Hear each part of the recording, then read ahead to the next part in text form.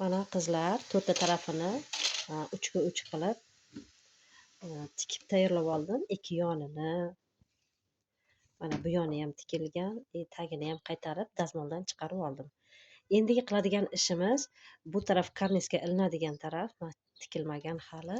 Kiprik fason uchun buni 12 sm belgilab olamiz. Shu joydan qayiramiz.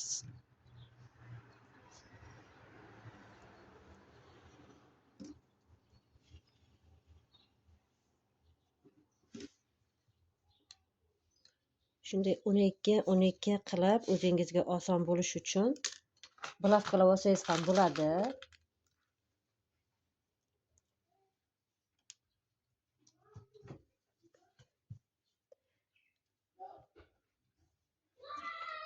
Keyin bu yerlardan mana 6 sm kiprikcha uchun, 5 sm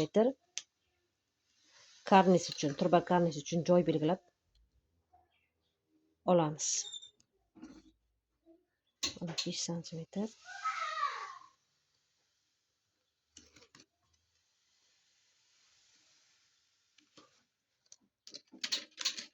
Chizib olamizda avval kiprikcha bo'lgan joyini tikib chiqamiz.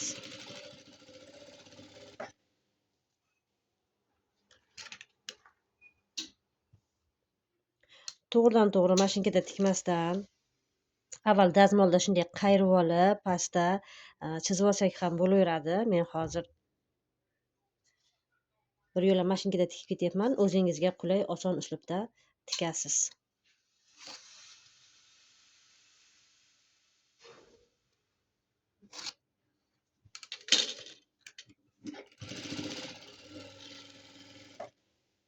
Oxirigacha shunday tikishni davom etkazamiz.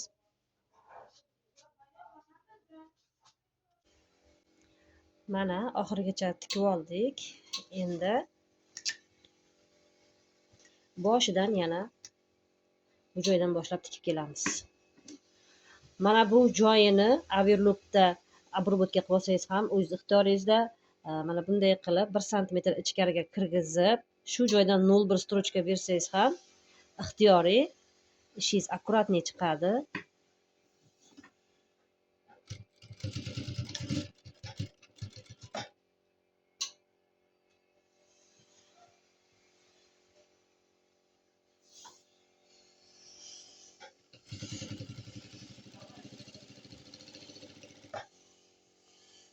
Mana bu joyi turba karnizga kiradigan joy.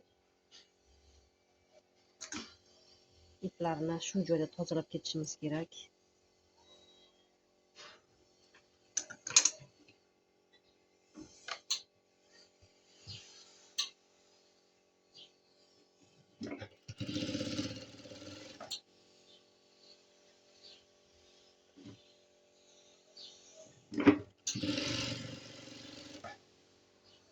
Mana shunday qilib oxirigacha tikib olamiz.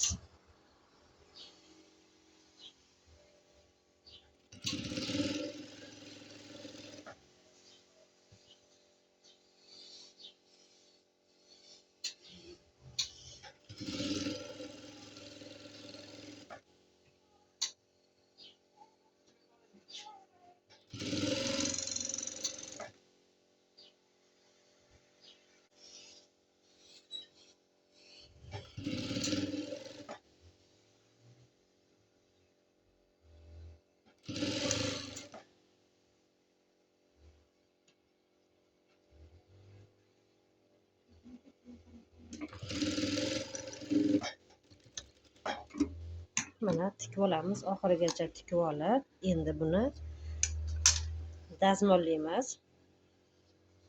Bizni kuzatishda davom etsangiz, buning ilinish jarayonini ham ko'rsatib o'taman. Kiprik fasonimiz xuddi shunday, shu tartibda tikiladi.